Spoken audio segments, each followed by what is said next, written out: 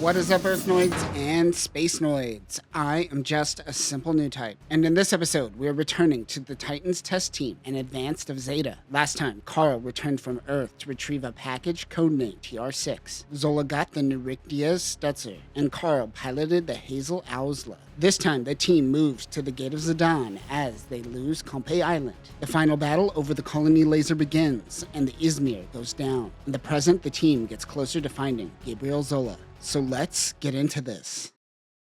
UC 0087. The Izmir crew hears an announcement from Captain Schroeder. The Titans at Compe Island are ordered to head to the Gate of Zidane. The Aswan will be joining them. Elliot wonders if that means they are losing Compe Island to the AU. That is when Audrey returns from her mission. This makes Elliot feel a sense of safety. July UC 0088. Elliot's trial was taking longer than expected, and the Commodore isn't going to allow it to go on for too much longer. They are in the middle of a power struggle between EFF and the Titans, and Elliot's life is on the line. No one has slept, and everyone is looking for Gabriel Zola, but they haven't been able to find him. Maybe he already went to Axis. Joanna and Comrade had to go into the office. Joanna comes in telling him that Kurishima called her, and he is being pursued by the military. He thinks they are trying to kill him. He is still in New Carson. Conrad decides to plan a meetup. He will host him in his house like the others. But since he is being pursued, they will have to be precise with getting him through his gated community. One thing is for certain, the article Kurishima wrote and Michael Chan published is actually doing something. Conrad returns home to find Hendrik, Carl, and Audrey watching the news. Michael Chan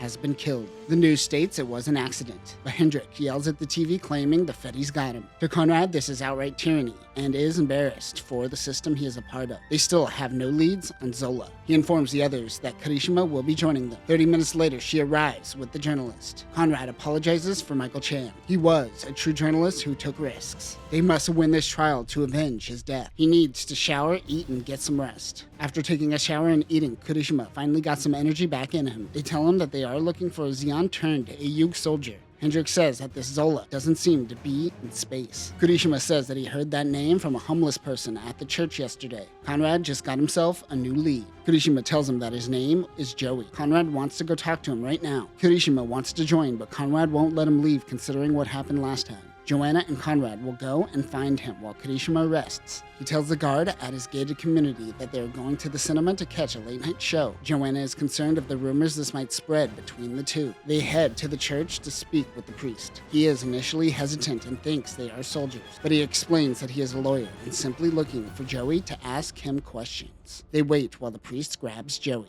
He comes over and Conrad asks him about Gabriel Zola, but he isn't giving out intel for free. Conrad pulls out money, but doesn't give it to him until he can ensure this intel is trustworthy. He was on the Zanzibar with Gabriel Zola. Conrad wonders if he is alive. According to Joey, he is. Last he heard was a month ago. He was working as a mobile worker in Las Vegas. This is why he couldn't be found in space. A month is a long time and he might have bailed for Axis by now. They want to go searching for him, but Joey says that he has his phone number. He offers money to Joey, but he decides not to take it. He says he isn't going to tarnish his pride as a Xi'an soldier. He tells him to go save his soldier. Joey says that Zola wanted to return to space. They better hurry. They make their leave back to the house. Joanna begins dialing Zola's number, but gets nothing. He is certain that the Commodore is going to want to wrap up this trial by tomorrow and has to find a way to delay as much as possible. Once again, no one wants to go to sleep, and they begin researching construction yards in Vegas. January, UC 0088. In the Zanzibar, Zola looks out at the Gate of Zidane. Formerly a Bawaku, it is unique to see Axis next to it. By this time, alliances between the Titans and Axis have broken down, and now Haman is trying to ram Axis into the Gate of Zidane. Once the Titans begin fleeing, that is when Zola's team will begin attacking.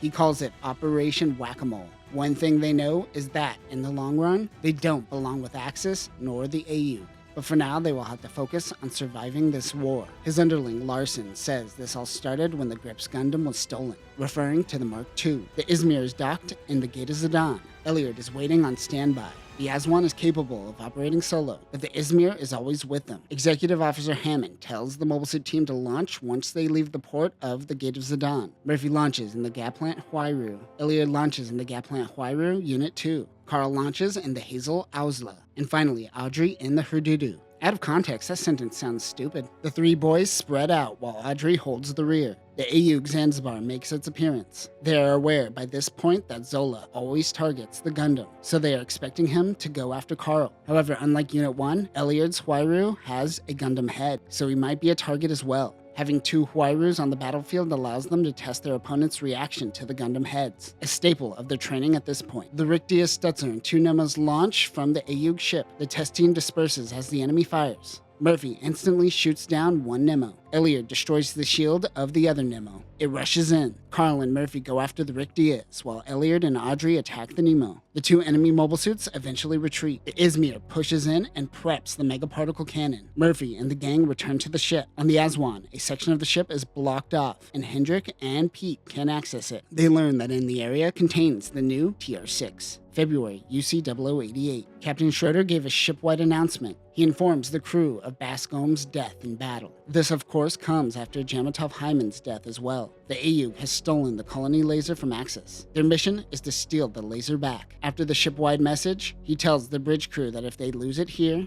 the Titans will collapse. He wonders who is going to be the pilot of the TR-6. It seems Murphy recommended Elyard instead of himself to be the pilot. They wonder if he is planning on passing the torch. Their goal is to ensure that the TR-6 on board the Aswan is safe, even if it means the Izmir going down to protect it. There is a briefing. Like always, the captain tells them not to die. Zola and his team are going to take down the Izmir and the Aswan, while Shar and the Argama go after the colony laser. Rest in peace, Emma. He heads to the mobile suit deck. This was Elyard's first fleet battle. They are in the same loadout as last battle. This three-way battle is making things hard on the battlefield. Elyard doesn't know much about Paptimus Sirocco, who is now in charge of the Titans. The Zanzibar approaches, and so too does the Richtias and two Nemos. Zola, of course, goes after the Hazel Ausla. Elyard tries to get behind the Nemos. He is suddenly hit by the Richtias, who is now protecting his comrades. He loses his camera feeds, and his thrusters are shot. He is dead in the water. The Izmir rocks as a mobile suit most likely hit the outer hull. Captain Schroeder orders everyone to evacuate the ship.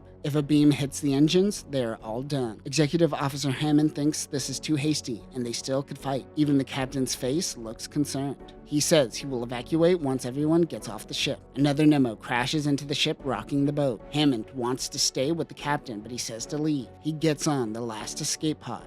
After he ejects the Izmir, and the captain goes down.